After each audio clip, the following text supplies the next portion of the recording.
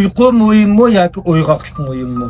Bugun sizlar bilan mush tema to'g'risida paranglashimiz mazmun bir qadar uzun. Shunlashqa bir filmni saqlab olgach do'stlarimlar ham barilar qo'yg'ach bo'lsa, yuraklarni bir vatgach oxirigacha anglab chiqsanglar, hammamizga manfaat yetishi mumkin. İnsan bedeni için elbette uyku yoki uyg'oqlik bo'lsin, ikkilisi tam mavjud bo'lmasa bo'lmaydi. Shuningdek, ikkilisi inson salomatligi uchun nihoyat muhim bo'lgan ishlarning biri. Yani uykununki özü insan bedeni için nihoyat muhim bo'lgan aram elish fursati yaratib beradi.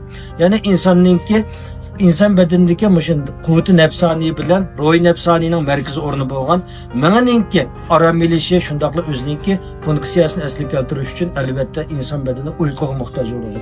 Uningdan boshqa jigar, kuchay, oshqozon, o'pka qatorliq a'zolarninki aram elishi o'zini tozalash uchun mush uyqu nihoyat muhim bo'ladi.